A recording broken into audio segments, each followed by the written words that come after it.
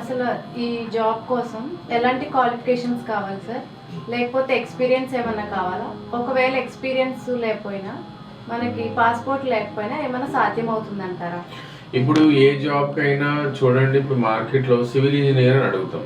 Civil engineer related construction side కానీ, road side కానీ, bridges side కానీ వాళ్ళకి అనుభవం ఉంటే తప్ప జాబ్కి సెట్ కారు. అంటే డాక్టర్ జాబ్కి మనము డాక్టర్ని సెలెక్ట్ చేస్తాం కానీ కంపౌండర్ని అయితే సెలెక్ట్ చేయం కదా.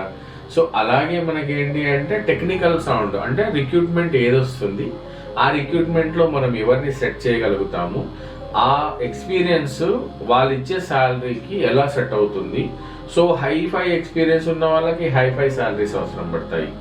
ఇప్పుడు కన్స్ట్రక్షన్ సైడ్ వెళ్ళినప్పుడు కన్స్ట్రక్షన్ ఇంజనీర్స్ అవసరం, మెకానికల్ ఇంజనీర్స్ అవసరం ఉన్నప్పుడు మెకానికల్ రిలేటెడ్ క్యాండిడేట్స్ అవసరం పడుతుంది.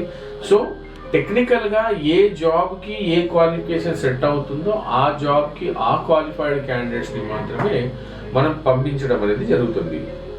ఇక్కడ చాలా విలేజెస్ నుంచి మనకు ఆల్ ఓవర్ ఇండియా నుంచి మాకు టచ్ అవుతూ ఉంటారు. ఇందులో పాస్పోర్ట్స్ 2 టైప్స్ ఉంటాయి. ఒకటి ECNR అంటాం, ఒకటి ECR పాస్పోర్ట్ అంటాం.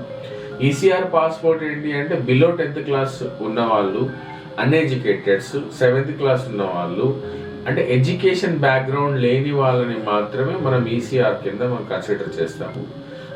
ECNR అంటేనేమో ఎబో 10th క్లాస్ ఉండి diploma, engineering, doctors, mechanical engineers ఉండొచ్చు, నర్సెస్ ఉండొచ్చు, సేఫ్టీ ఆఫీసర్స్ ఉండొచ్చు, తర్వాత plumbers, electricians, masons, carpenters, what ever maybe ఆ టెక్నికల్ సైడ్ ఎవరున్నా కూడా అది ECNR కింద వస్తుంది. సో ఈ 2 టైప్ ఆఫ్ పాస్పోర్ట్స్ ఉంటాయి.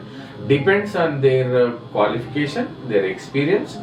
ఆ కంపెనీలో ఇంటర్వ్యూ పెట్టించినప్పుడు ఆయన ఇచ్చిన పర్ఫార్మెన్స్ని బట్టి వాళ్ళు సెలెక్ట్ అయ్యే అవకాశాలు ఉంటాయి అన్నమాట.